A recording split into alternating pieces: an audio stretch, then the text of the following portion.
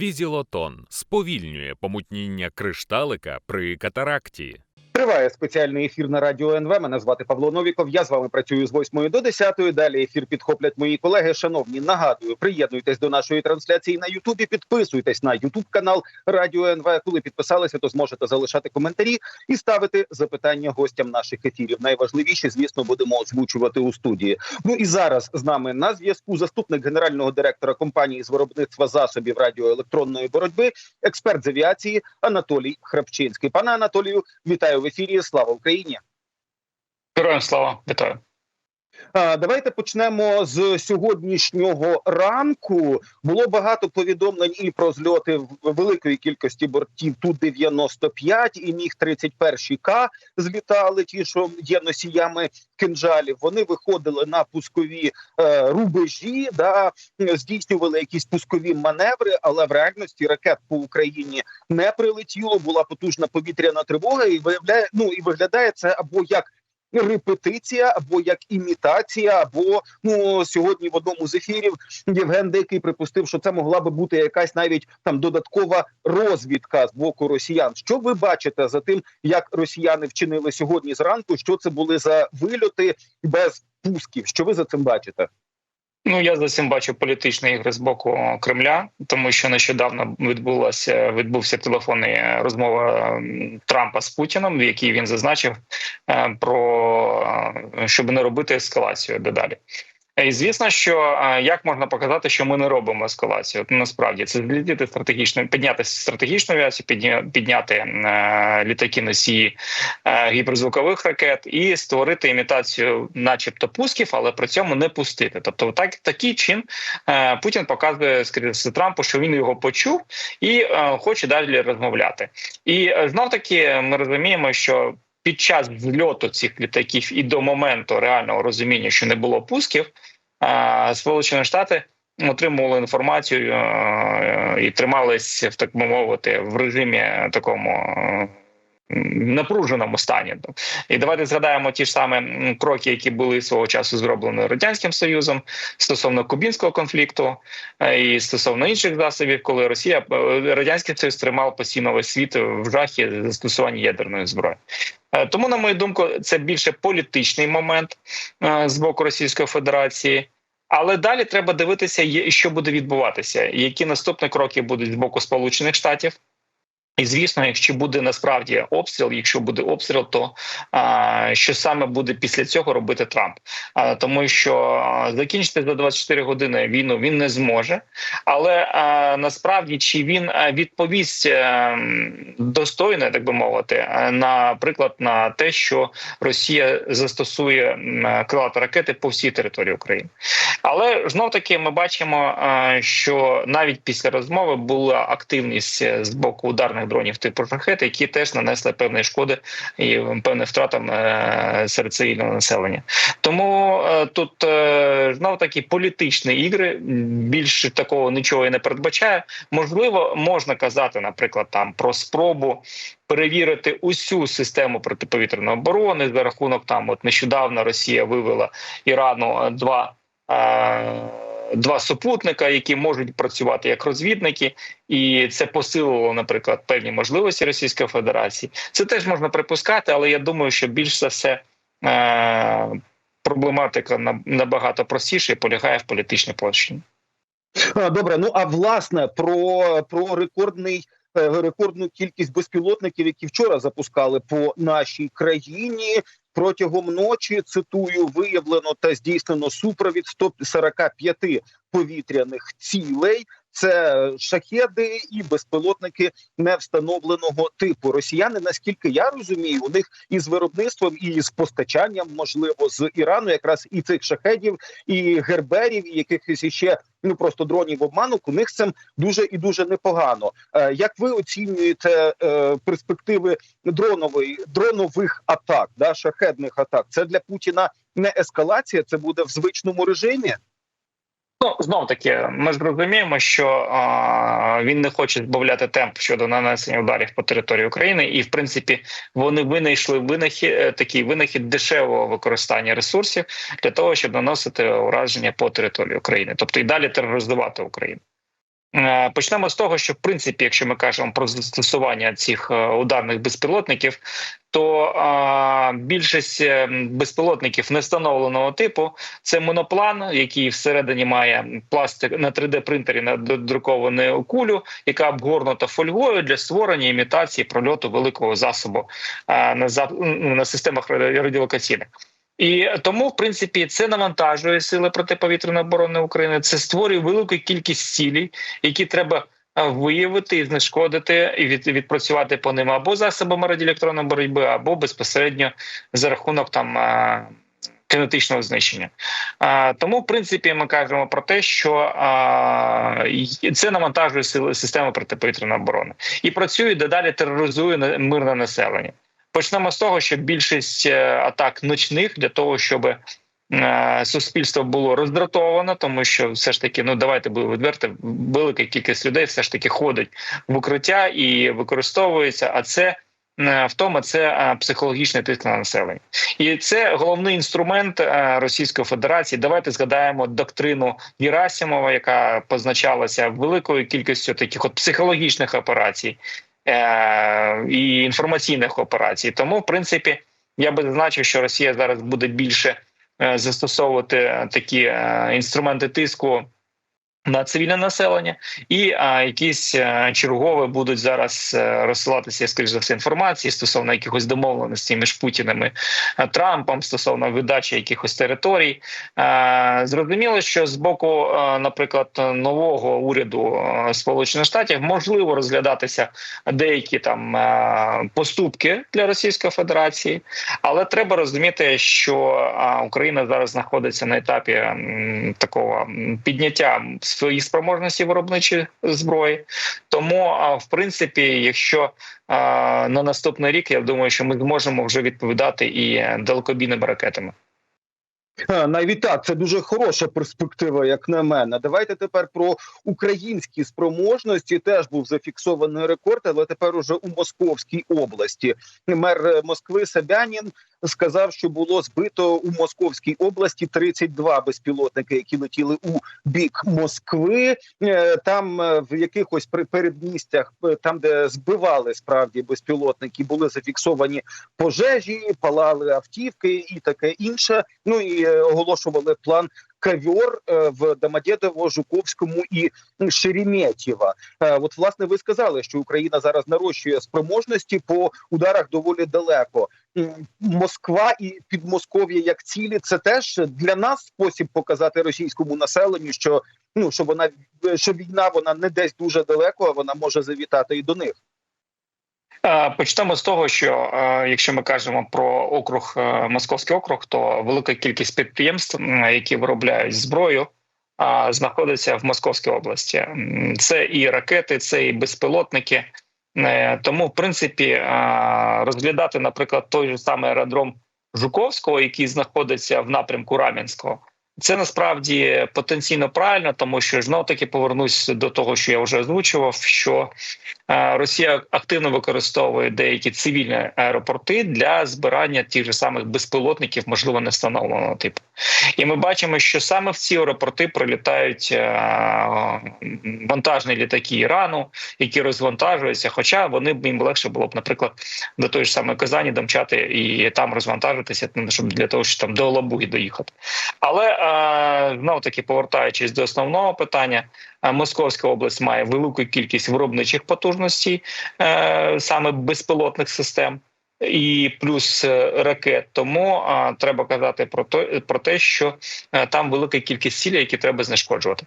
І насправді ми бачимо, це вже не перший раз спроба ударити. Ну і знов-таки москвичам треба готуватися до того, що вони ж не відчувають на собі війну насправді. Тому треба таким сенсом теж показувати, що війна вже йде на території Російської Федерації. До речі, дуже гарний випадок стався з мешканцями Суджі, які вийшли на протест стосовно того, що там від їхнього міста вже нічого не залишилось, хоча я не впевнений, що вони про це знають. Але тим не менше, це показує про невдоволення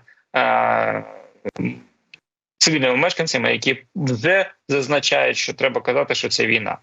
Тому треба робити це саме в Московській області. Ну але безумовно краще за все ж таки бити по виробничих потужностях, тому що насправді гарно, коли ми знищуємо склади військові, це впливає на потенціал ведення стратегічного ведення війни, наприклад, в наступному році. Але тим не менш, Росія і далі може виробляти, наприклад, зброю. Росія і далі може випускати літаки, тому що от нещодавно ще було там близько 3 літаків Су-57 передано на обслуговування космічних силам повітряно-космічним силам Російської Федерації. Тому, в принципі, знов таки велика кількість цілей дуже велика. Треба працювати по ним. Чим працювати? Треба масштабувати. І тут вже питання до наших урядових програм, які би покращили можливості виробникам випускати і масштабувати виробництво зброї. Ну, тобто без підтримки держави, і ми з вами про це говорили, зокрема, і минулого разу, таке серйозне масштабування, воно фізично неможливо, і я думаю, що якісь рішення українська держава має напрацювати. Власне, ще одна історія, яка трапилася кілька днів тому, удар був по Каспійську, це місце базування Каспійської флотилії, і, відповідно, є матеріал від видання Defense Express, що росіяни після цього удару вивели ледь не всі кораблі, включно з носіями калібрів, з порту. Тобто вирішили сховатися, що називається, в акваторії Каспійського моря. До Каспію там уже 1500 кілометрів. Чи вважати це якоюсь уже поки що досягнутою рамкою дальності, чи як ви це оцінюєте взагалі, цей приліт по Каспійську? Там були уражені, в тому числі ракетоносії? Давайте почнемо з того, що якщо ми кажемо про наші безпілотники, то безумовно 3000 кілометрів для наших безпілотників – це не відстань, тобто ми можемо їх подолати. Зрозуміло, що від того залежить корисне навантаження. До 250 кілограмів, 100 кілограмів, в залежності від дальності польоту. Якщо ми кажемо про ракетну програму українську, то тут слушно було б зауважити, що ми можемо доставати на глибину до 1000 кілометрів. Зараз є вже можливість працювати активно на 400 кілометрів. Знов-таки повертаємося до можливості масштабування виробництва. Тому, в принципі, якщо казати про випадок з Каспійською флотилією, треба розуміти, що Росія могла використовувати Каспійську флотилію для запуску накопичених ракет калібри, які у них залишились, тому що вони не могли використовувати їх Чорноморською флотилією, тому що більше Чорноморської флотилії зараз тусуються рядом з Москвою, потопленою на початку повномасштабного вторгнення. Тому я би зазначив, що є потреба в наведенні певних таких червоних ліній щодо застосування Росії ракет «Калібр» з урахуванням того, що вони не могли це робити і в Каспійському морі. Тому, в принципі, я би зазначив, що це такий позитивний момент з нашого боку, тим паче, що треба зауважити, що добратися до такої ділянки було складним рішенням, тому що це не Оленя, де немає на дорозі преград географічних гор або ще щось. Тут набагато складніше. Тут треба було прокладати складний маршрут для прольоту, для того, щоб бути непоміченим засобом протиповітряної оборони. Також для того, щоб не влучити, наприклад, в якусь там гору або якусь там якусь перешкоду, якесь дерево, да. Тобто ця задача була складніша з точки зору прокладання. Добре, і Каспійське море використовується росіянами, в тому числі для того, щоб переганяти якісь вантажі, зокрема, наскільки я знаю, і наскільки повідомлялося, і шахеди. От, власне, російські військові вантажі морські по Каспійському морю, чи очікувати, і чи варто очікувати взагалі, що ця річ якось росіянам теж спаде на думку, і вони щось можуть поміняти чи не поміняти? Я не думаю, що це вплине саме безпосередньо на доставку вантажів, тому що вони використовують активно Каспійське море для доставки вантажів з Ірану.